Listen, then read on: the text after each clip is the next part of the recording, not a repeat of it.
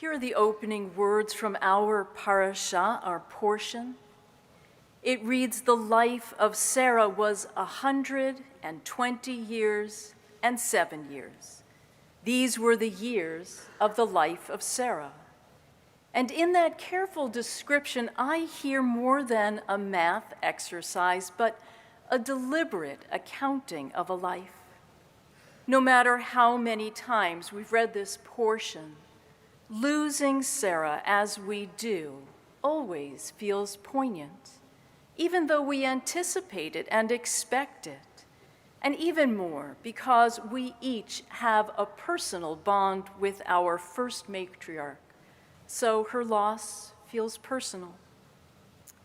My colleagues and I are in the challenging but privileged position of accompanying families in loss. And we all know that when families spell out their loved ones' attributes, they are teaching us something important. Sarah's life was not one undifferentiated whole that can be summed up by saying that she was 120 years old at the time of her death. By parceling it out, we are taught that she was devoted to different things at different times.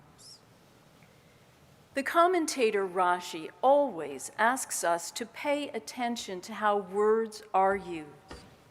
He notes the text reads the life of Sarah and not the death of Sarah. In the Midrash, the rabbis play with the word shnei, which can mean years as well as the number 2. And so they read the same sentence as, "These were the 2 lives of Sarah." One is clearly described in the text, and the second, in my opinion, lives on with us. Her legacy continues to grow with each reading as we do. That attitude moves us beyond loss, beyond the finitude of life's end point, and demands that we look at what lessons unfold in our day. We all know the challenges that Sarah faced in her lifetime. She had the courage to leave her ancestral home, live through a famine. She was childless, which shaped her status in the world and in her husband's eyes. Ultimately, her handmaid became her birth surrogate. And then as a mother, this same woman became Sarah's rival. That child she bore, Ishmael, came to represent the joy that was absent from Sarah's own life. We also learn of Sarah's character, of her endurance and partnership with Abraham, of her unbounded hospitality as she welcomed desert travelers who later reveal that she is indeed to have what she calls enjoyment with her husband, advanced in years as he may be. And at 2 different times, Abraham instructs Sarah to say that she is his sister rather than his wife, because her beauty was a threat to her husband's welfare. Given the fact that this exchange occurs twice, underscores the importance and the perils of external beauty.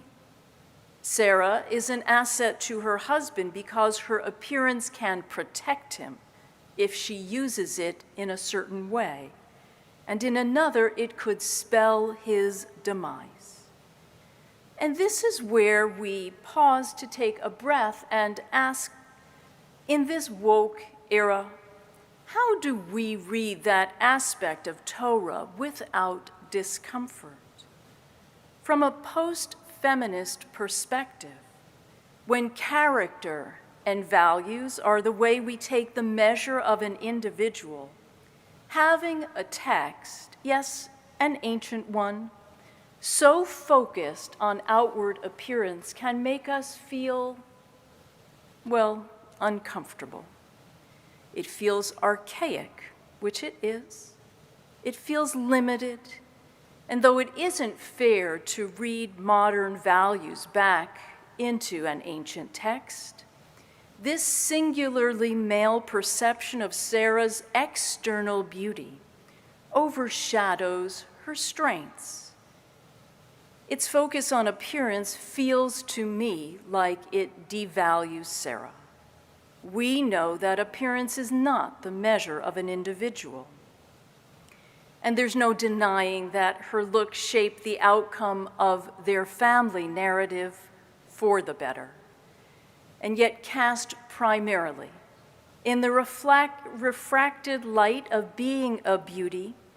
A new question rises in the back of our minds that could only be asked in our day. Was Sarah taken seriously?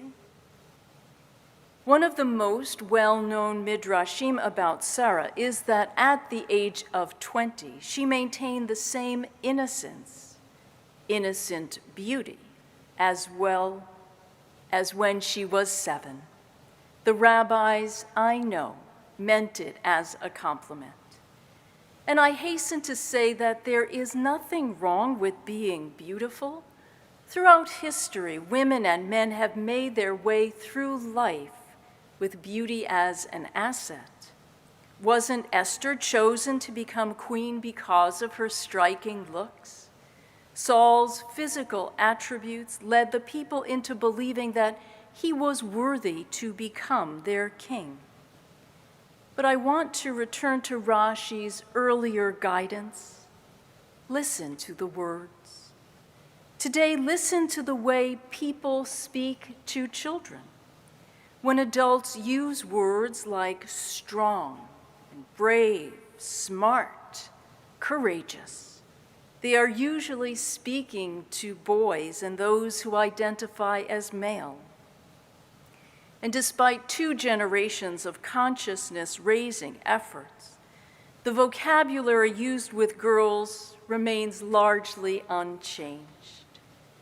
They are still called pretty, sweet, lovely, attractive, cooperative, and most often, beautiful.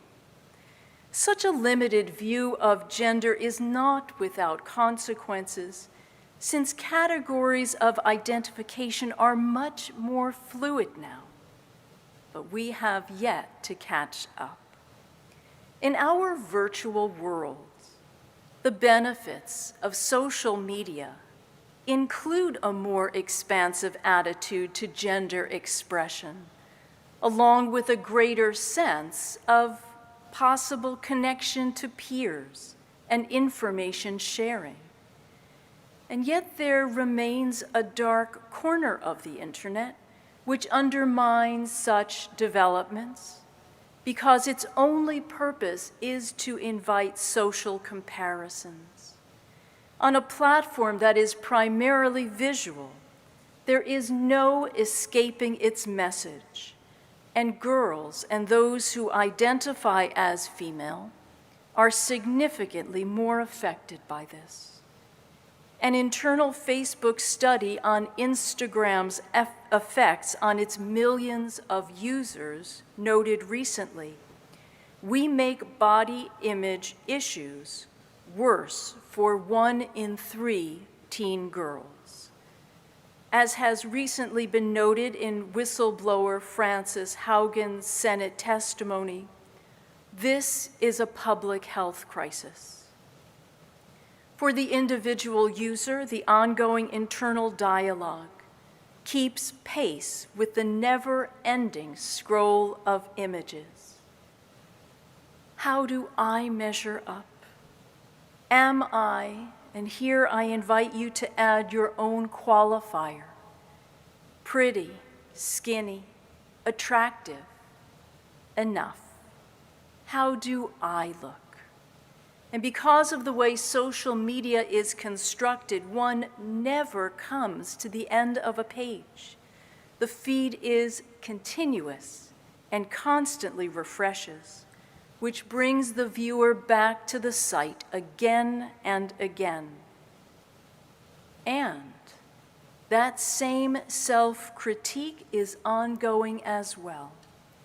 Just as a teen is beginning to consolidate their sense of self, through no fault of their own, this negative perception of falling short becomes part of one's self-expression.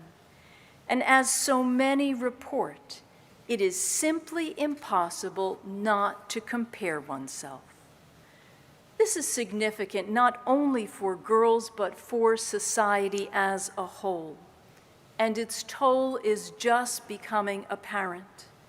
So many girls channel their sense of failure into self-destructive habits because they don't feel worthy, habits which follow them into adulthood. And that self-assessment is based on a flawed comparison to highly retouched photos and not to their abilities, interests, or attributes. The other concern is the way it distorts values for all viewers. Even for casual viewers, this platform reinforces that status that is primarily based on appearance. It undermines the earliest lesson that we share with every child, that is taught about themselves and others, that people are more than the way they look. While adults aim to provide children with enrichment and exposure to culture and a wide variety of life choices, this platform warps those values and narrows the options to beauty as an outsized single variable. As Facebook becomes Meta and anticipates having an even larger role in our online lives, we would be wise to consider how to use it rather than how it uses us. Just as Sarah had two lives, we do as well, the one we live online and the one we live IRL, in real life. Our next generation is being shaped every day by what we say and do and see. Let's use Rashi's guidance as a mirror to reflect on every word and every image we choose. Just as there was more to Sarah than her beauty, so may our gaze rest on the qualities that are obscured by external beauty, yet revealed in real life. Ken Yehi Ratzon, may it be so. Shabbat Shalom.